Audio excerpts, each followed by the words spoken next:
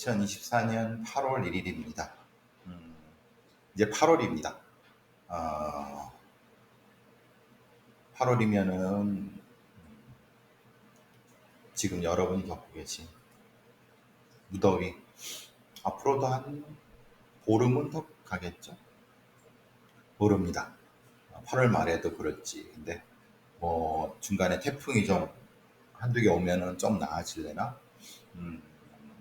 극한 열대야도 지금 심각하고, 하여튼 잘 버티십시오.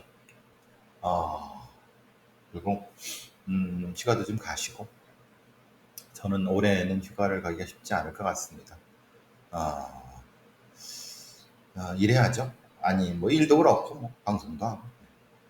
좀 전에 이제 YTN 라디오에서 이제 그 일본도 장검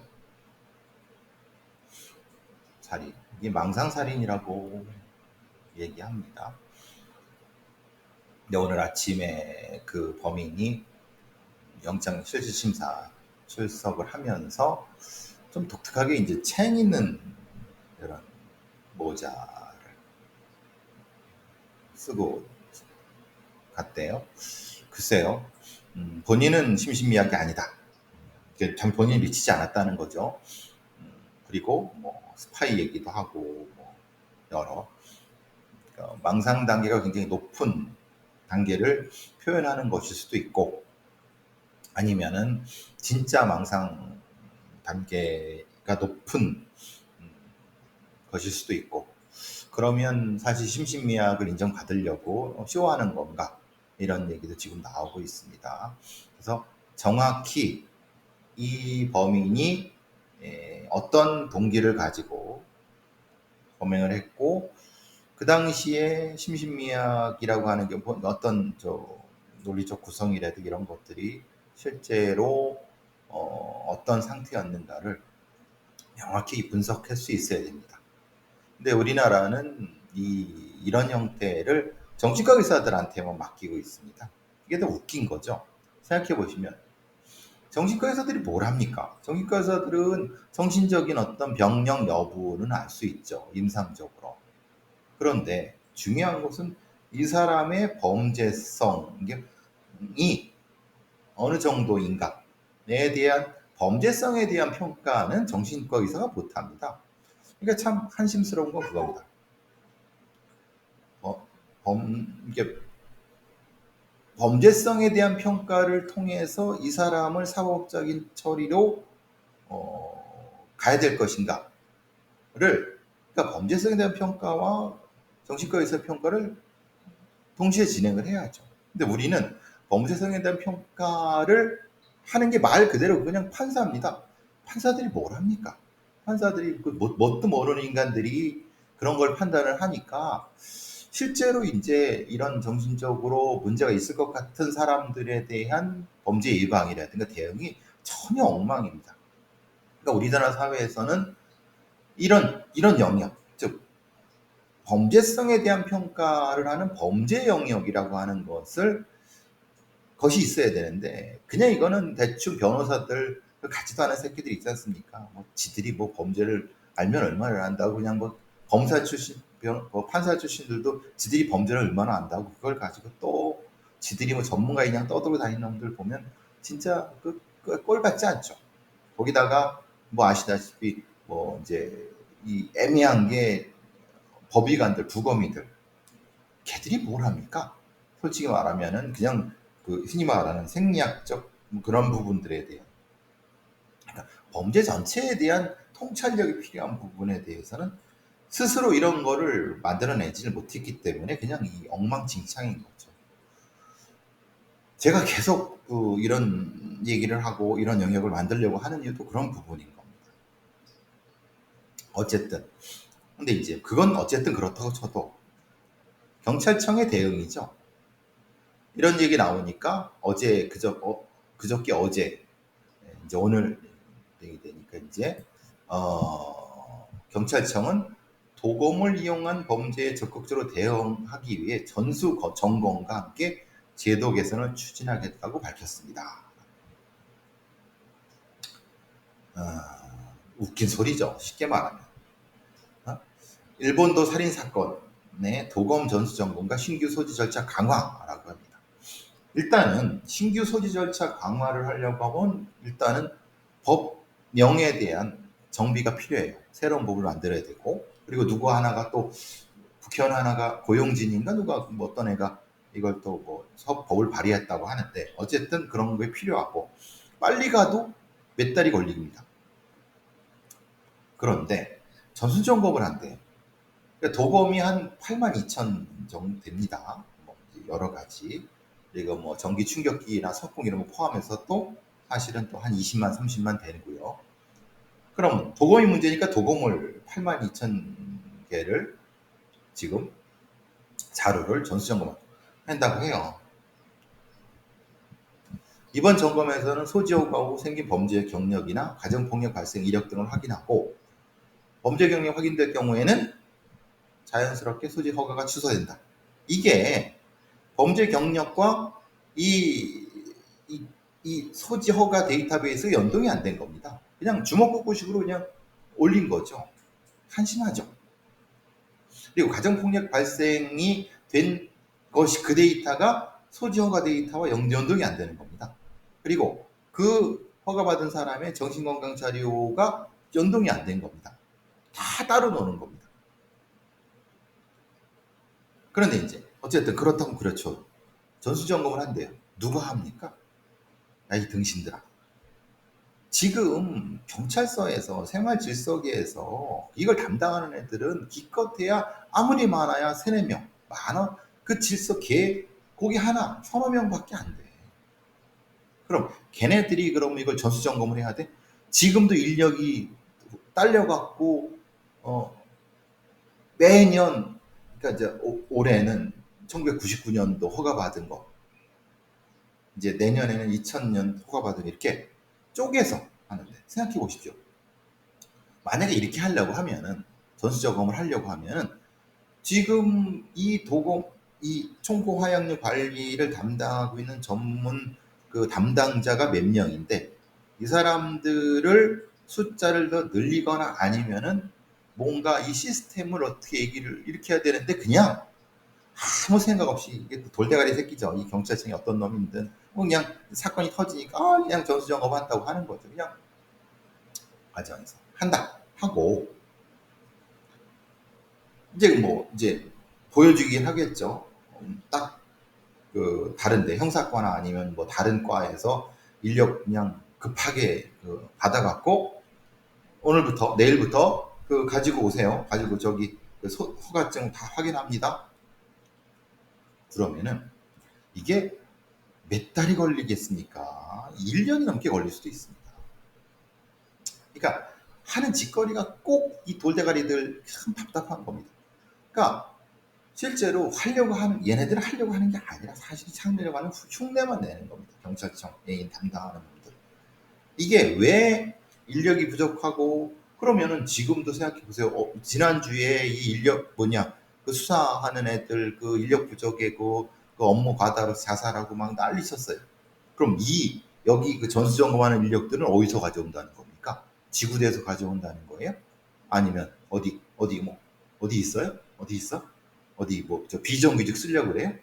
같은 이 한심한 새끼들이, 한심한 인간들이 하는 꼬락서니가, 그러면 지금 이 청포 관리에 대한 것이 상당히 문제가 된다.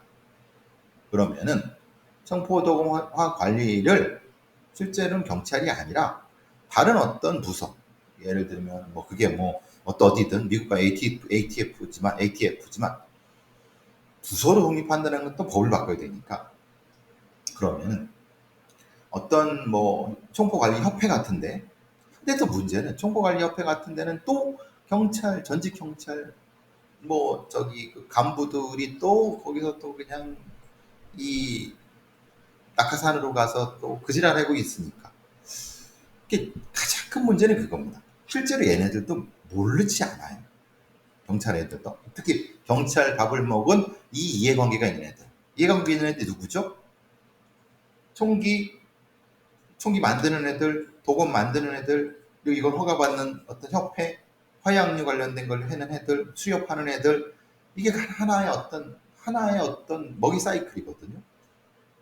그러니까 얘네들이 일정 정도 이걸 가지고 있는 사이클에 허가받고 허가 내주고 만들고 수리해주고 이게 하나야 사이클이고, 도금 만드는 애들 그 도금 제작해서 그거 브로커, 여기에 이제 전지경찰들이 취직하고 허가 받아주고 허가 내주고, 여기에다가 이제 어떻습니까?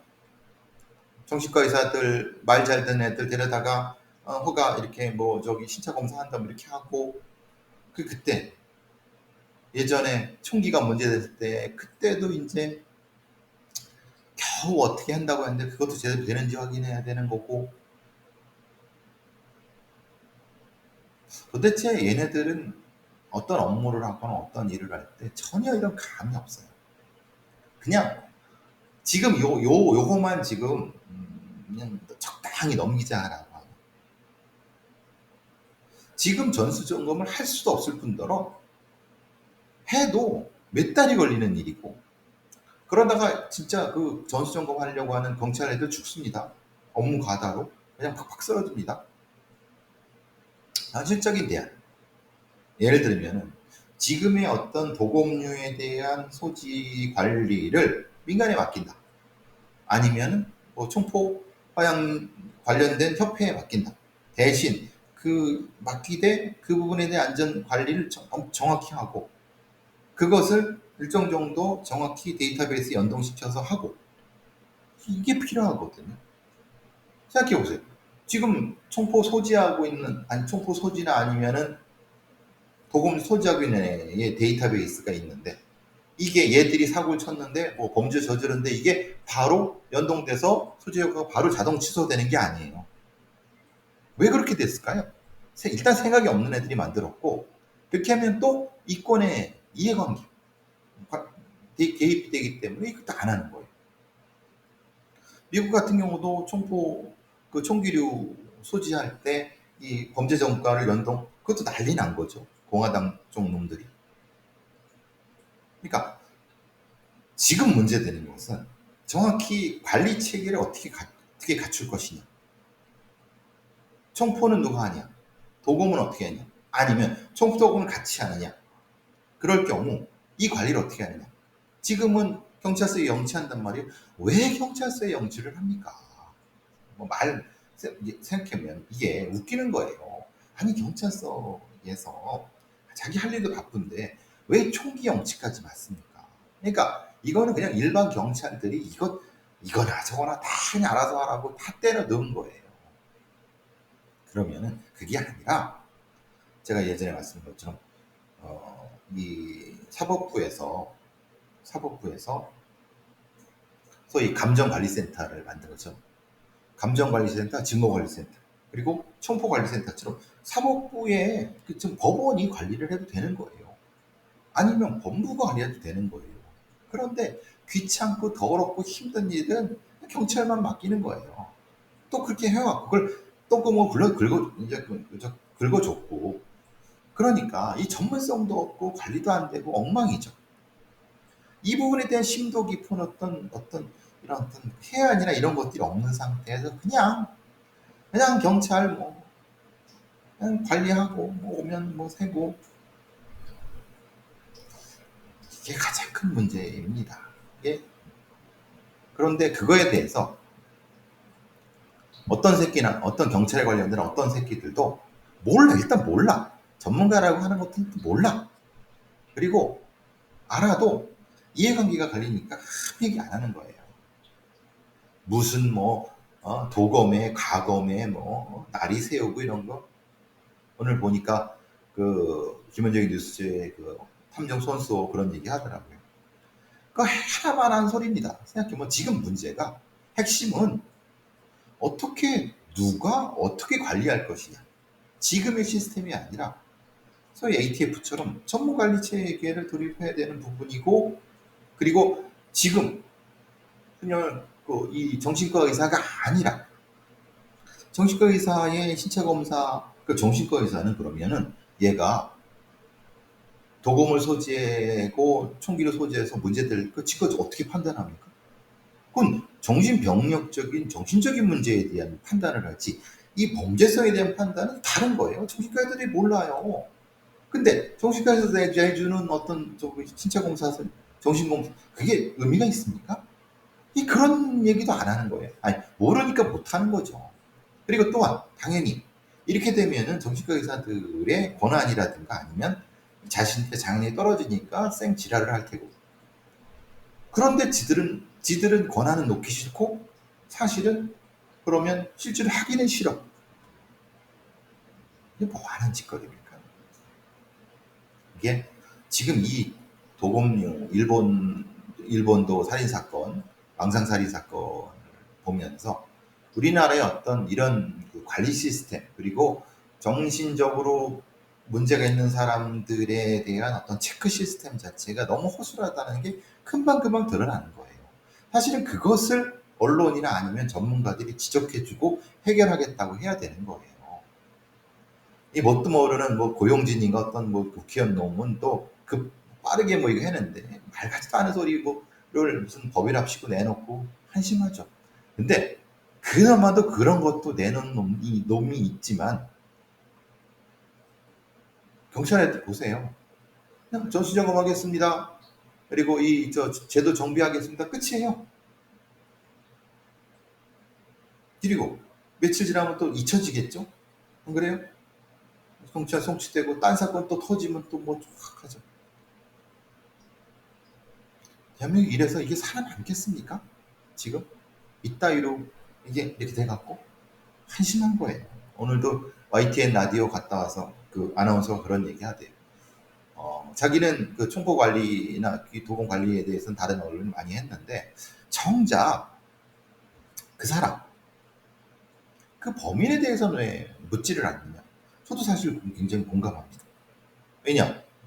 그래서 사실은 이 인터뷰도 내가 갔던 거고 정작 얘가 왜 칼을 들고 설쳤는가? 그러니까 칼이 문제가 아니라 왜 이렇게 소위 말하는 소위 묻지마 살인을 표현하는 이상동기 범죄처럼 갑작스럽게 사람을 공격했는가? 그럼 이걸 막을 수는 없었느냐? 근데 탐정선수에서 그런 얘기 했죠. 7번이나 막을 기회가 있었다라고 하는데 웃긴 소리입니다. 그러면 7번이나 막을 기회가 있었다고 하면은 어떤 시스템으로 막을 수 있었냐고 얘기를 해야죠.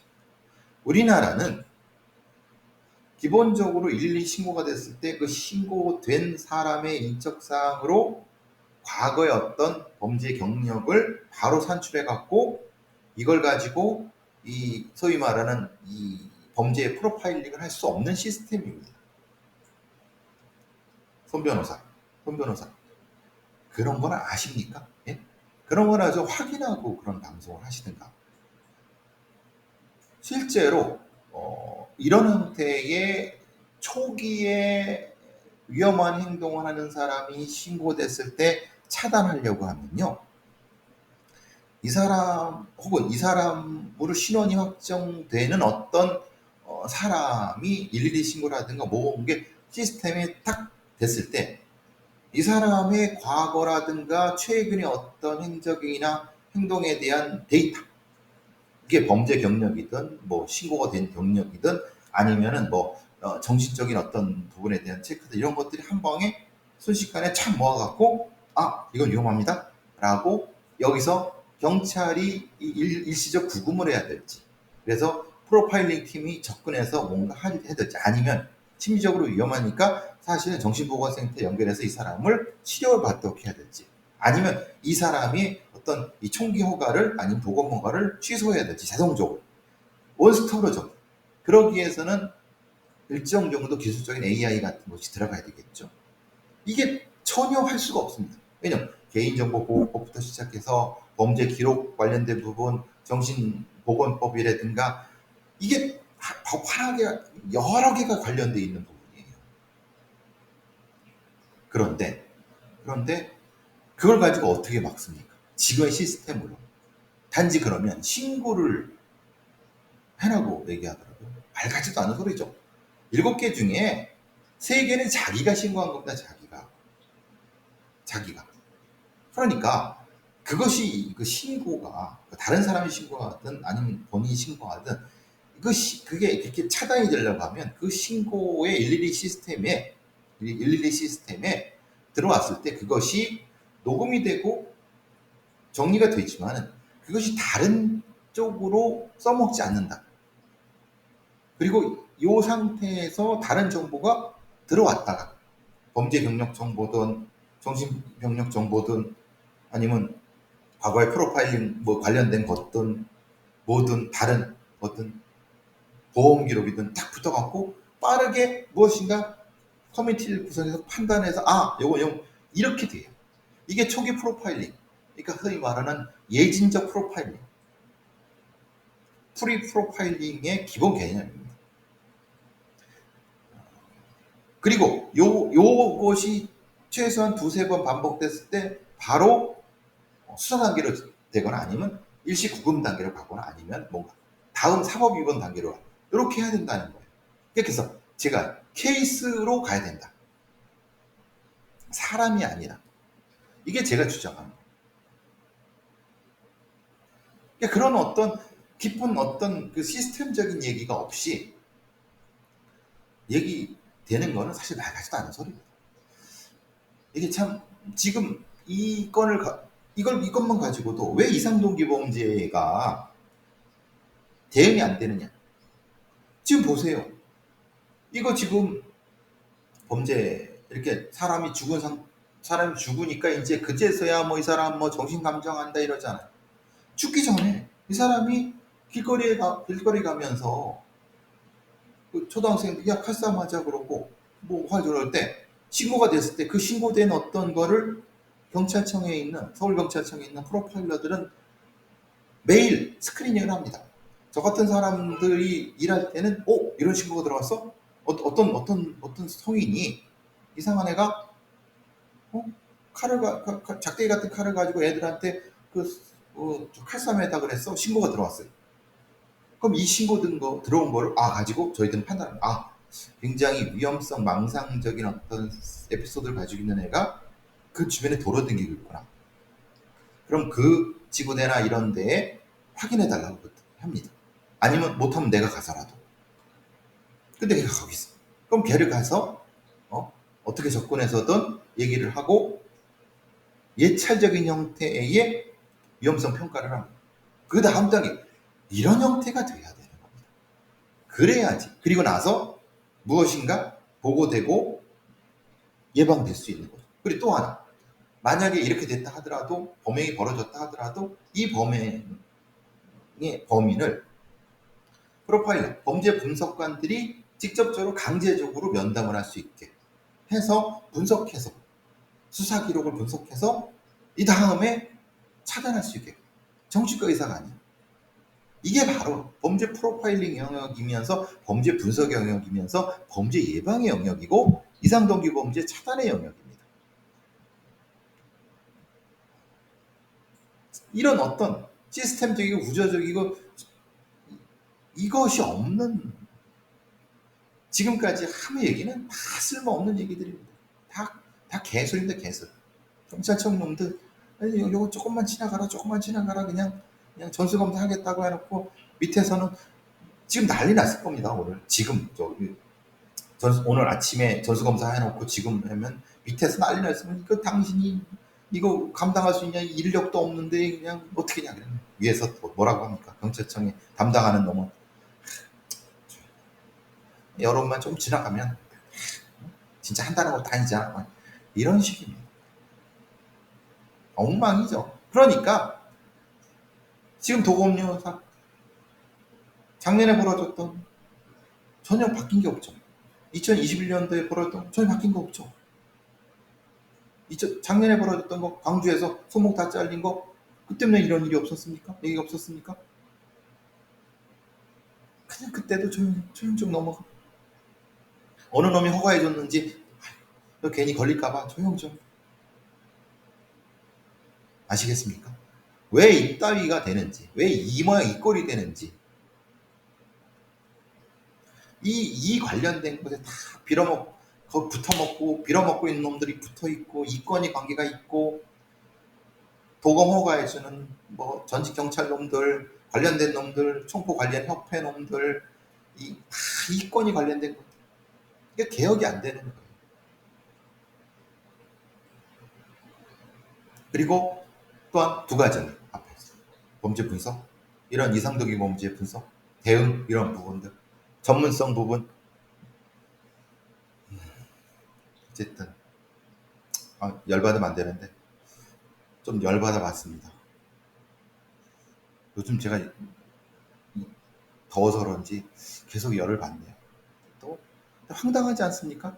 아무런 죄도 없는 9살, 4살짜리 가장이 그냥 아파트 정문 앞에서 그냥 뭐 담배 피고 있었는지 모르지만 산책하다가 갑자기 칼 맞아 죽은 거예요. 세상에, 세상에 이런 일이. 또 몇 년 전에 그런 충격적인 일도 있었어. 어떤 놈이 아파트 저 옥상에서 투신 자살을 했는데 하필 아침인데 그 10살짜리? 6살짜리 애 아빠, 그 초급 공무원인데, 행정공무원. 출근하려고 문 열고 나가는데 그 떨어졌어요. 그 공무원 죽었어요. 그걸 애가 봤어요. 그 저기 아빠 잘 다녀와 꽝. 애가 너무 정신적 충격받아. 적어도 그럼 그 사건은 왜 문제됐을까요? 옥상에 문을 열어놓으면 안 되죠. 안 그럽니까? 어떤 놈이 이 무슨 문을 열어놓으면 안 되죠. 닫아놔야죠. 왜? 방화의 문제도 있지만은 문을 잠궈놔야죠. 옥상 문은 적어도. 그러니까 열어놓으니까 들어가서 그런 문제도 있고, 물론 방화샷 문제도 있지만 그건 다른 문제 차원의 얘기지만 그 정도로 이거 황당한 사건입니다. 지금 이 일본도 이 망상 살인은 이거 불안해서 살 수가 있습니까? 이게 진짜. 어쨌든